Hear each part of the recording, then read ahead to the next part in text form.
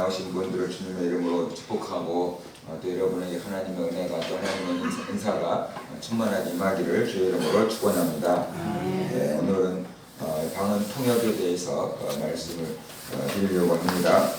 방언이 무엇인가, 방언 통역이 무엇인가부터 우리가 좀 이렇게 이해를 하고 살펴봐야만 될 것입니다. 방언 통역이란 무엇일까요?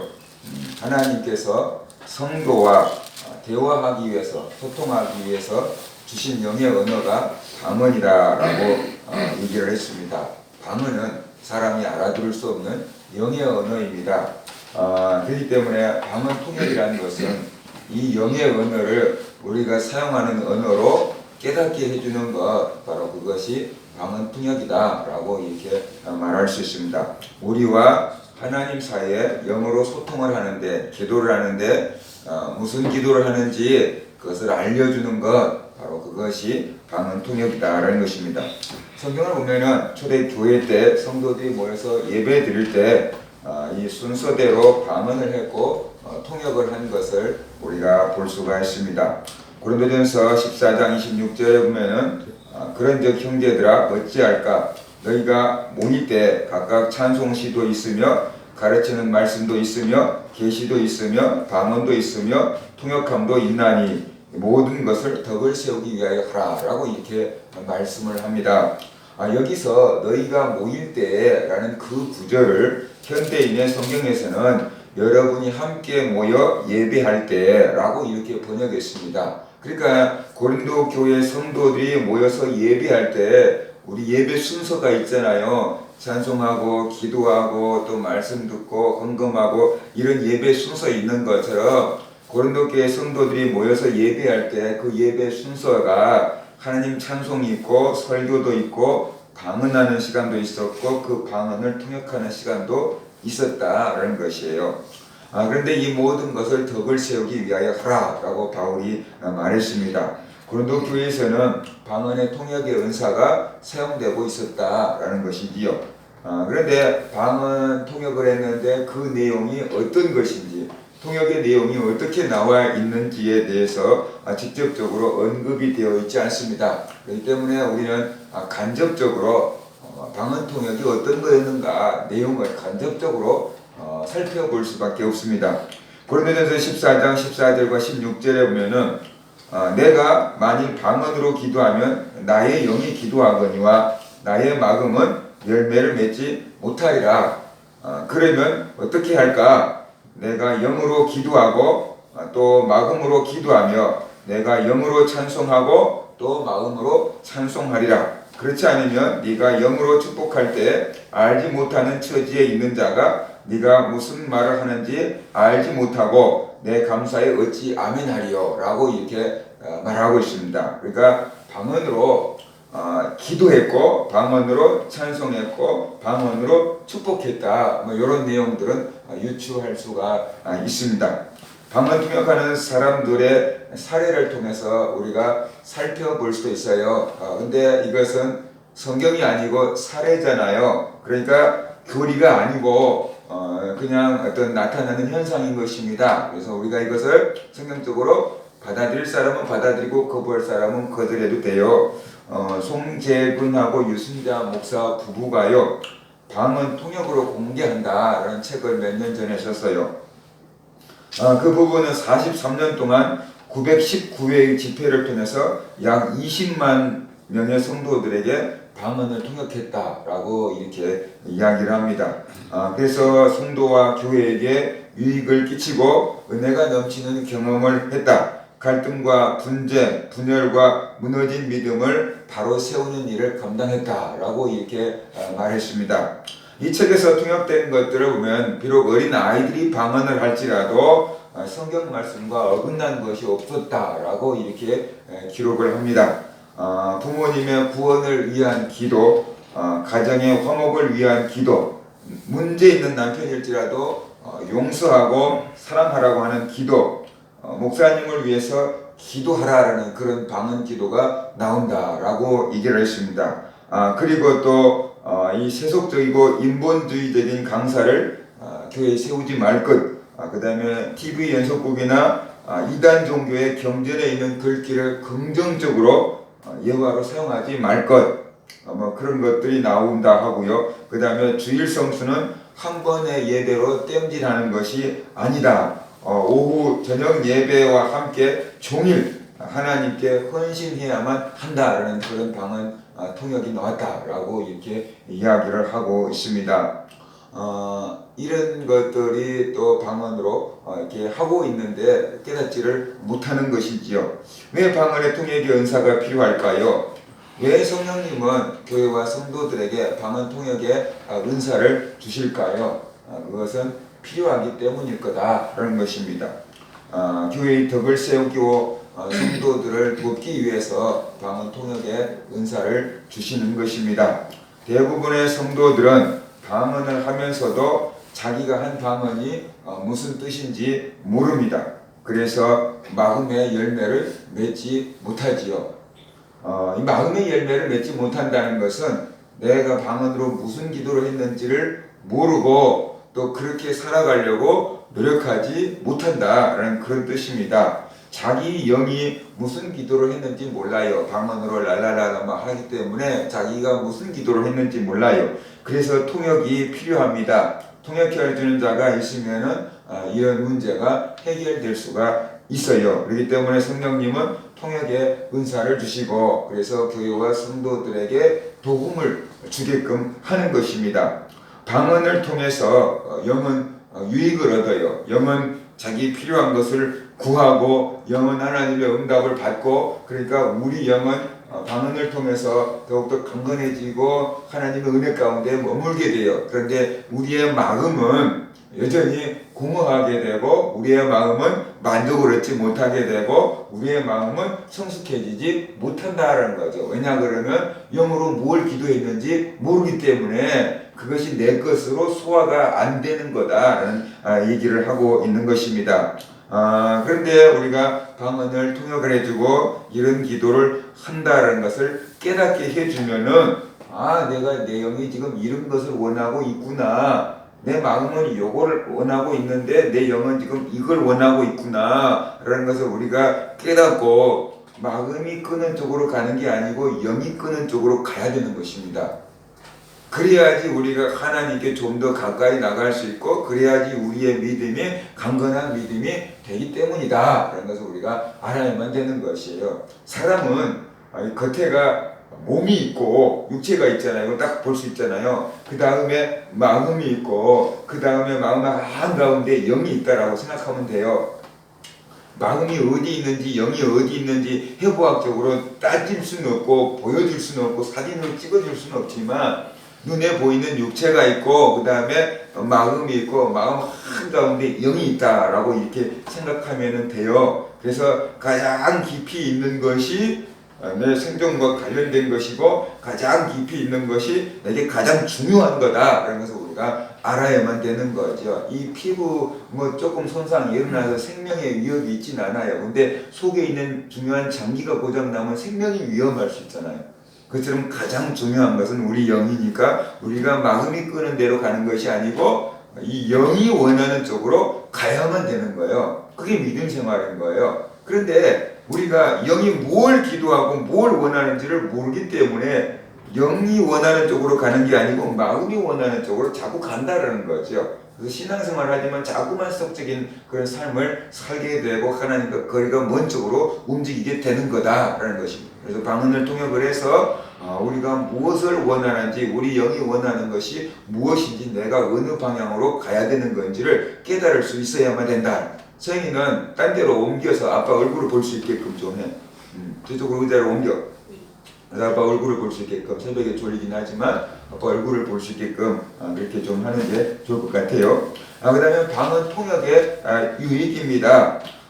고린도전서 14장 5절을 보면은 방언하는 자가 통역하지 않으면 예언하는 자만 못하다라고 했습니다.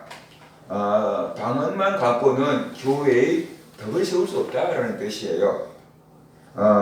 이 말씀은 교회의 덕을 세우는 데 있어서 방언이 예언만 못하다라는 뜻이에요. 왜냐하면 내가 와갖고 막 랄랄라 서사서 막 방언하고 가면은 다른 사람들이 듣고 뭔 소리인지 아무도 모르잖아요. 그렇죠? 그래서 교회에서 남을 가르치기 위해서는 깨닫는 말로 몇 마디 하는 게 방언 1만 마디 하는 것보다 낫다라고 얘기를 했어요. 그 의미가 뭐냐면은 다른 성도들에게 도움을 주기 위해서는 방언보다는 우리나라 말로 하는 게 편하다, 낫다라는 뜻이에요. 내가 주일학교 학생들 공과를 가르치는데 내가 은혜 받았다고 방언으로 막 가르쳐버리면 애들은 뭔 소리인지 모르고 이렇게 있다가 가야 되는 거잖아요. 하나도 도움이 될 수 없는 거다라는 그 얘기를 하고 있는 거예요. 이 말을 오해해가지고 방언이 예언보다 못한 은사다, 질적으로 떨어진 은사다라고 생각하면은 안 된다라는 것이에요. 교회의 덕을 세우고 다른 성도들에게 유익을 끼치는 면에서 방언은 예언만 또 못하다라는 그 얘기인 것이고, 방언은 누구에게 유익을 준다 그랬어요? 자기에게, 나에게. 방언을 하는 나에게 유익을 주는 거예요. 그러니까 나에게는 나에게 도움이 되는 것으로 본다면 예언보다는 방언이 나에게 훨씬 낫고, 다른 사람을 돕기 위해서는 방언보다 예언이 낫다. 그 차원인 것이지, 어떤 하나님이 주는 은단데 어떤 것이 더 질적으로 우수하고 어떤 것이 더 떨어진다, 이렇게 이해를 하면은 안 된다는 거죠. 하나님이 주신 선물이기 때문에 어떤 것이든 다 필요해서 주신 거고 소중한 것이다. 그래서 우리가 알아야만 된다는 것입니다. 고린도전서 14장 5절 말씀을 뒤집어서 생각을 해보면은, 방언을 하고 통역을 하면은 예언처럼 교회에 덕을 세울 수 있다라고 볼 수 있어요. 방언을 하고 그 방언을 통역을 하면은, 통역을 한다는 소리는 알아먹을 수 있는 말로 깨우쳐 주는 거잖아요. 통역을 해주면은 예언하는 것처럼 그 사람에게 도움을 줄 수 있다라는 뜻으로 우리가 받아들여야 되는 것입니다. 방언을 하면은 예언처럼 교회에, 방언 통역을 하면 예언처럼 교회에 덕을 세울 수가 있습니다. 방언을 통역하면은 어떤 덕을 세울까? 덕을 세운다는 말이 좀 어렵잖아요. 근데 우리가 연초에 어르신들을 만나가지고 요즘 살기가 어떤가? 라고 어르신들이 물어보면은 우리가 이렇게 옛날 사람은 대답하잖아요. 덕분에 잘 지내고 있습니다. 그러잖아요. 덕분에 라고 이렇게 얘기하잖아요. 그 덕이에요. 근데 우리가 그냥 요즘 사람들이 쉽게 이해를 하게끔 덕을 설명한다면은 도움이 된다, 유익이 된다. 방언 통역을 하면은 어떤 도움이 되느냐, 방언을 통역하면 어떤 유익이 되느냐, 뭐 이런 뜻이다. 그래서 우리가 좀 이해를 하면 좋겠어요. 방언 통역을 하면은 자기 영이 무엇을 기도하는지 알게 돼요. 심리학에 따르면은 우리가 의식하는 것보다 의식하지 못한 부분이 훨씬 더 많다. 그래서 우리가 알고 있는 나는 빙산의 일각에 불과하다라고 하는 거예요. 바다 위에 떠있는 빙산이 얼음덩어리가 위에는 요만큼 나와 있을지라도 밑에는 이보다 훨씬 더 많은 것이 감춰져 있다라는 것처럼, 우리가 의식하고 있는 나는 이만큼인데 내가 알지 못하는 무의식은 훨씬 더 크다라는 얘기를 하고 있습니다. 그런데 어떠한 중요한 일에 있어서 나를 작동시키고 나를 움직이는 것은 의식이 아니고 무의식이 되는 거죠. 우리가 일상적인 생활을 하는 데는 우리가 의식을 가지고 생활을 해. 근데 어떤 저 남자를 보고 저 여자를 보는데 첫눈에 반했어. 그런 사람들 가끔씩 있잖아요. 왜 좋아? 뭐가 좋아? 그러면 다 좋아요. 막 첫눈에 반했어요. 막 이렇게 하잖아요. 근데 그 첫눈에 반한다는 것이 의식적으로 저 사람을 딱 보고 우리가 판단을 해가지고 내가 원하는 내 스타일이야 라고 머리에서 계산을 하려고 그러면은 적어도 몇 초 걸릴 거 아니에요.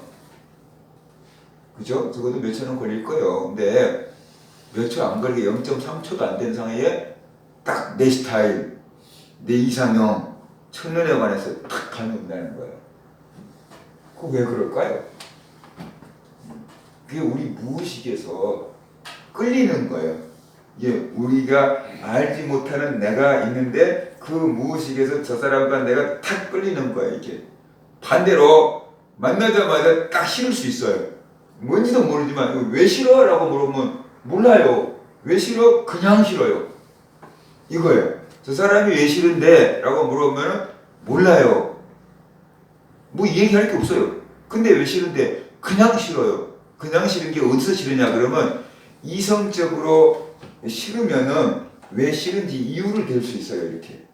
사실 그것도 어떤 의미에서 찾아내는 것이지만, 근데 싫은 이유는 그냥 사람들이 갖고 있는 얘기는 아무 이유 없이 싫어. 그럴 수 있잖아요. 시어머니는 아무 이유 없이 싫어. 그럴 수 있잖아요. 아무 이유 없이 싫을 수 있는데, 그게 이유 없이 싫은 부분이 이유가 어디 있냐 그러면 이 무의식에 있는 거예요. 이 의식하지 않는 이 무의식에서 거부를 하고 있는 거예요. 그러니까 이유를 찾으려니까 없어. 그런데 그냥 온몸의 느낌이 그냥 싫은 거야. 그래서 이유 없이 싫어 라고 이렇게 얘기하고 있는 거거든요. 그게 내 무의식이에요. 내가 알지 못하는 내가 있는 거예요, 이게. 그래서 아주 중요한 문제에 있어서 이 무의식이 작동이 되는 거예요. 그러면은 얌전하다는 사람이 갑자기 헐크처럼 바뀔 수도 있어요. 그 왜 그런지 모르는데, 근데 요 밑에 있는 게 건드렸기 때문에 그래요. 뭔가 어떤 사건이나 말이나 환경이 이 사람을 딱 잡아가면은 요 밑에 있는 게 확 끌어올라와요. 작동이 되는 거예요. 그런데 나는 내가 왜 그런지 모르는 거예요. 내가 왜 그런지 몰라. 내가 미쳤나봐. 이렇게 생각하는 거예요. 미친 게 아니고 무의식이 올라온 거죠. 그죠? 그것을 내가 왜 이렇게 움직이는구나 라는 것을 아는 것, 그것을 의식화라 그래요. 내 무의식 속에서 왜 아기 때 무슨 일 때문에 아마 이런가 보다 라고 깨닫는 것. 그래서 내가 이 말만 들으면 이런 상황만 되면 이렇게 작동이 되는가 봐 라고 깨닫는 것, 그것을 의식화다라 그러는 거야. 그래서 지금 그런 게 아니고 아기 때 그 일 때문에 내가 그런 거구나, 지금 그런 게 아닌 거구나 라는 것을 깨닫게 되면은 좀 평정심을 찾을 수 있어서 편안한 삶을 살 수 있게 되는 것이지요. 우리의 몸과 마음과 영혼이 합쳐져서, 영혼과 몸이 합쳐져서 2분선인데 3분선인데 상관없어요. 아무튼 우리의 속사람과 겉사람이 합쳐져서 내가 되는 거예요. 그런데 우리의 몸과 마음이 서로 맞지 않을 때가 굉장히 많이 있어요. 바울이 이렇게 말하잖아요. 내 속사람으로는 하나님의 법을 즐거워하되 내 지체 속에서 한 다른 법이 내 마음의 법과 싸워 내 지체 속에 있는 죄의 법으로 나를 사로잡는 것을 보는도다. 오호라, 나는 곤고한 사람이로다. 이 사망의 몸에서 누가 나를 건져내랴. 이게 쉽게 말하면 이거예요. 우리의 마음은 새끼도 가야지, 내일도 가서 은혜 받아야지 라는 마음이 있을 수 있어요. 우리 성도들 마음 가운데. 근데 몸은 어떻게 돼? 좀 더 자라. 좀 더 자라. 그래서 이 두 개가 서로 싸우는 거죠. 마음으로는 교회 가야지, 은혜 받아야지, 기도회니까 가야지 라는 그런 마음이 있고, 몸은 야 추운데 좀 더 자, 좀 더 자, 회사 출근하면 피곤한데 좀 더 자, 이런 그 마음의 작동이 있다라는 거죠. 이 두 개의 싸움이 있는 거죠.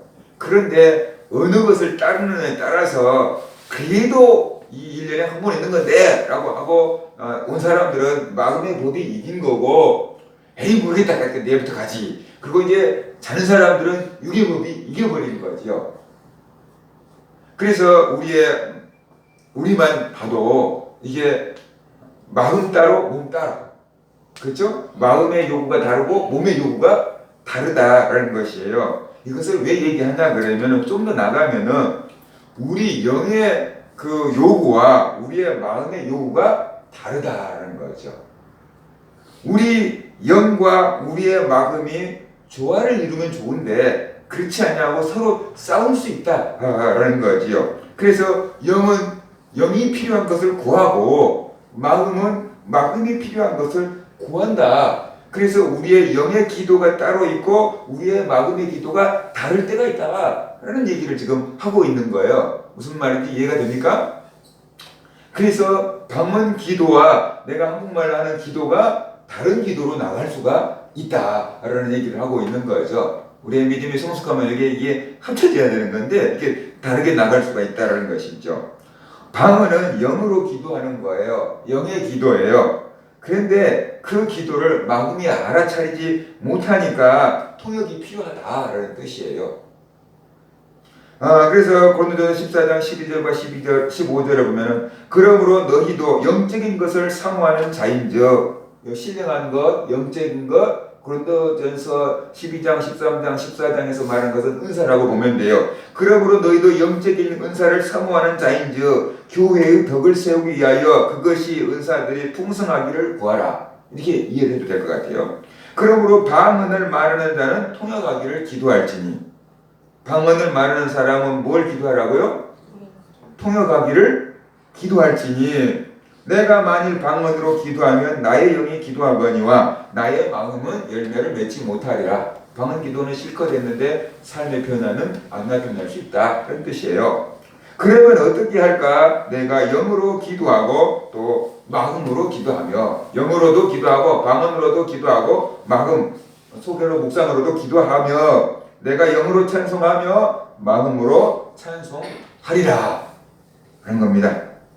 방언 통역을 통해서 방언하는 사람에게 그가 하는 영의 기도가 무엇인지 깨닫게 해줍니다.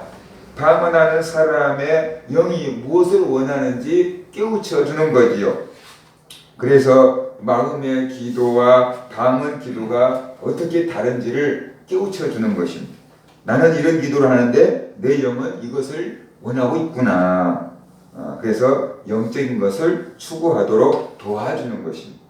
우리가 깊이 기도하다가 보면은 이게 방언의 기도와 마음의 기도가 이렇게 맞을 수 있어요. 자기도 모르지만 이렇게 맞을 수 있어요. 또 맞게 돼요. 그런데 우리가 깊이 들어가지 않으면 따로 놀아요. 방언 기도 따로, 마음 기도 따로 이렇게 놀아요. 그러니까 우리가 방언으로 기도를 하더라도 좀 깊이 들어가서 기도를 해보는 그런 것들이 필요하다라는 것입니다. 자, 이 하나님의 응답을 이렇게 받는데 도움이 돼요. 방언은 우리 영이 하나님께 기도하는 거예요. 기도하면 하나님의 응답도 있을 거 아니에요. 그런데 우리는 그 응답이 무엇인지 몰라요. 기도해놓고 응답 받았나 모르겠어요. 그렇게 돼요. 방언을 통역할 줄 모르니까 응답을 받고도 모르는 것입니다. 우리 영혼은 응답을 받았어요. 그런데 우리의 마음은 깨닫지 못해요. 그래서 뭘 기도해도 하나님이 응답을 안 해주셔 라고 이렇게 불평할 수가 있어요. 왜 하나님은 우리가 알지도 못하는 방법으로 응답을 주실까요? 우리가 기도했으면 하나님이 응답을 주실 때 우리가 아는 방법으로 응답을 주면 좋은데 방언으로 우리에게 응답을 주셔버렸다. 그러면 우리가 우리 영은 알지만 우리의 마음은 깨닫지도 못한다. 그러면은 여전히 우리 입장에서는 응답을 안 받은 것 같잖아요. 어차피 우리가 깨닫지 못한다면은 응답을 주시나 안 주시나 무슨 차이가 있을까요? 하나님은 응답을 주셨는데 우리는 깨닫지 못한다. 그러면 소통이 안 된 거잖아요. 그러면 뭐 하려고 응답을 주실까요? 근데 저에게 이런 의문이 왔어요. 하나님이 응답을 주셨는데 우리는 못 받았다고 한다면은 그런 응답은 왜 주실까? 하나님 우리가 좀 알아먹게 응답을 주시면 좋지 않을까? 왜 알아먹지도 못하는 방법으로 응답을 주실까? 하나님이 무슨 뜻이 있을까? 라는 그런 의문점이 생겼어요. 안 궁금해요? 지금까지 생각도 안 해봤겠지만 궁금할 수 있잖아요. 그래서 제가 왜 그렇게 줍니까? 하나님 왜 알아보지도 못하는 응답을 줘요? 응답 받아도 아무 소용이 없잖아요. 라는 그런 생각을 했는데 이런 깨달음이 왔어요. 그것은 우리가 영적인 것에 예민하도록 만드는 과정이다. 라는 그런 깨달음이 왔어요. 하나님의 응답을 받고도 못 깨닫는 사람들이 많습니다. 하나님의 응답을 주셨는데 우리는 못 깨달아요. 왜냐? 영적으로 무디기 때문인 것입니다. 영적으로 민감하면 작은 사인만 와도 깨달을 수 있을 것이에요. 그런데 영적으로 둔감하기 때문에 하나님이 사인을 주셔도 깨닫지 못한다라는 것입니다. 쉽게 말하면 이거예요. 내가 관심이 있는 얘기는 누가 지나가면서 해도 너희들 내 얘기했어? 라고 이렇게 알아들을 수 있어요. 근데 내가 관심이 없는 얘기는 앞에서 얘기를 해도 몰라. 선희 엄마가 어제 이게 뭐 돈나무 무슨 나물? 곤드레 나물 해놨으니까 비벼 먹고 오셔도 돼요. 그래놓고 저녁밥을 해놓고 간 거예요. 선희랑 나하고 저녁밥을 차려서 먹으면서 내가 나물을 먹으면서 괜찮네 먹어봐. 선희한테 그랬어요. 그랬더니 뭔데요? 그러는 거야. 글쎄 나물이야. 먹어본 맛이긴 한데 무슨 나물인지 모르겠네. 그거 먹으니까 선이가 먹어보더니 곤드레 아닐까? 맞다, 곤드레. 분명히 얘기해주고 갔는데 나한테는 깊이 안 들어온 거예요. 왜냐면 딴 생각하고 있으니까 기도했는데 뭐 할까? 어떻게 할까? 그런 생각들을 하고 있으니까 귀로 듣기는 들었는데 어떻게 해야 돼요? 흘러간 거죠. 나에게 관심이 있는 것은 스쳐 지나가는 말도 탁 잡아서 내 걸로 만드는데, 관심이 없는 것은 갖다 놔도 우리가 잘 못 보잖아요.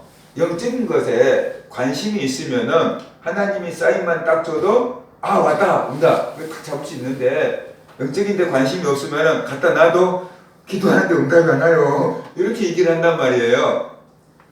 우리가 세상적인 것에 굉장히 예민해요. 세상적인 것에 예민할수록 영적인 것에는 둔감해져요. 우리의 감각은 한계가 있어요. 그래서 세상적으로 예민해질수록 영적인 것에 둔감해져 가지고 하나님의 응답을 깨닫지 못한다는 거죠. 육체적으로 예민하기 때문에 영적인 것에 둔감해지는 것입니다. 그래서 하나님의 응답을 받고도 못 깨닫는 것이지요. 하나님은 우리가 알지도 못하는 방언으로 기도하게 하고 또 그렇게 알지도 못하게 응답을 해주신 이유 가운데 하나가 바로 우리가 영적인 사람이 되라라는 거예요. 영적인 것에 관심을 가지라라는 거예요. 그래서 사인이 어디로 오나 감을 다 세우고 있으라라는 거지요. 그래서 세상적으로 예민한 것, 육체적으로 예민한 것을 좀 내려놓고 영적으로 촉을 세워서 하나님께 관심을 갖고 하나님이 사인을 줄 때 그것을 아멘하고 받을 수 있는 사람이 되라. 그것이 영적인 민감성을 훈련하는 길이기에, 영적인 민감성을 훈련하는 길이기에 그걸 하라. 그래서 이런 방법으로 응답을 주신 것 같다라고 저는 깨달았어요. 성경에 써져 있는 건 아닌데 제가 깨닫기에 그렇게 깨달아졌다라는 거예요. 그러니까 여러분이 그렇게 믿든지 말든지는 여러분의 마음인 거고, 제가 깨달을 때 그런 것 같다라는 뜻이에요. 그래서 우리는 영적으로 좀 예민해져야 돼요. 영적으로 예민해지려 그러면은 세상적인 것을 조금 눈을 닫고 육체적인 것을 조금 눈을 닫고 우리 영적인 촉을 조금 세울 필요가 있어요. 그럴 때 하나님이 주신 응답을 우리가 깨달을 수 있고 하나님이 우리에게 어떤 은사의 씨앗을 뿌리는지 우리가 느낄 수가 있게 된다는 거예요. 근데 그게 예민하지 않으면은 하나님이 뭔가를 심어놓고 갔는데도 불구하고 뭔지 몰라요. 나처럼 먹으면서도 분명히 먹어봤던 맛이긴 한데 맛은 있는데 무슨 나물인지 모르겠네. 이렇게 되는 거예요. 그죠? 그러니까 예민한 사람은 어떻게 해요? 딱 하고 보고 알 수도 있고 맛보고 알 수도 있잖아요. 이게 뭐 곤드레 나물이네? 라고 사람이 딱 알아볼 수 있잖아요. 이게 예민해야 된다는 거죠. 미각이 예민한 사람이 있고 그냥 단 거 쓴 것밖에 모르는 사람이 있고 그러잖아요. 그러니까 좀 근데 처음부터 그렇게 막 둔하고 예민하지는 않을 거예요. 훈련되기 때문에. 그렇죠? 어느 정도는 엄마들은 늘 음식을 하면서 이렇게 맛을 보니까 뭐 짜다, 싱겁다, 막 어쩌다 막 이렇게 좀 더 예민할 수 있잖아요. 미식가들은 좀 더 예민할 수 있는 거고, 훈련을 통해서 어느 정도는 그 민감성이 이렇게 훈련될 수 있잖아요. 그처럼 영적으로 우리가 좀 민감해지도록 훈련이 되어야만 된다라는 것이지요. 그래서 방언으로 기도할 때도 그냥 막 하는 게 아니고 민감성을 갖고 할 수 있어야만 된다는 것입니다. 그 다음에 하나님의 뜻을 깨닫게 해줍니다. 방언 통역은 우리를 향한 하나님의 뜻이 무엇인지 깨닫게 해줍니다. 우리를 향한 하나님의 계획이 무엇인지 알게도 되는 것 같아요. 저희 형님들이 이렇게 처음에 예수 믿을 때 방언 통역을 받았어요. 한 형님은 목사가 되고 싶어요. 그랬어요. 그랬더니 아버지가, 신앙도 별로 없는 아버지가 하나님이 뭐 너를 목사로 쓰겠다고 할 수 없지, 그 길을 가야 되겠지. 근데 이번 사모님이 오셔서 뭐 그런 기도를 한다니까 기도를 받아보고 정말로 하나님 너를 쓰시겠다면 그 길 가라. 그랬어요. 그래서 이제 그 사모님이 우리 집에 오셔서 형님을 앉혀놓고 방언을 해보세요 하고 방언을 하고 통역을 하는 거예요. 근데 옆에서 이렇게 구경을 하고 있는데 방언을 하고 통역을 하는데 통역을 하고 나서 이렇게 얘기하더라고요. 이 아들은 목사가 아니고 장로로 쓰시겠다 그러네요. 그러더라고요. 그러니까 그 형은 엄청 실망했죠. 자기는 목사가 되고 싶어서 정말로 신학을 하고 싶어서 막 열정이 있었는데 목사가 아니고 장로로 쓰시겠다 그러네요. 라고 하니까 엄청 실망했어요. 그래서 이제 또 다른 형을 이제 그 형은 목사 되고 싶은 생각도 아무도 없는 그런 형을 이제 통역을 해달라 그랬어요. 그 형이 막 방언을 하는데 지금까지 기억이 나요. 방언을 하는데 통역을 하는데 그 사모님 통역 여기 주께로 갑니다. 주께로 갑니다. 주께로 갑니다. 계속 그런 통역을 막 하더라고요. 그래놓고 하는 소리가 하나님이 이 아들 쓰시겠다 그러네요. 그랬어요. 그래서 세월이 지나서 장로가 되겠다는 사람은 장로가 됐고 목사가 되겠다는 사람은 목사가 됐는데 문제는 이거였어요. 목사가 아니고 장로로 되겠다라고 하니까 한영은 굉장히 실망을 했는데 한영은 하나님이 이 아들을 쓰겠다 그러네요. 이 아들이 목사가 될 것 같으네요. 라고 해줬는데 그 형이 믿지를 안 했어요. 그냥 나중에 개인적으로 있을 때 나한테 이렇게 투덜거리더라고요. 야, 니네들 사모님하고 짜갖고 그러지 마.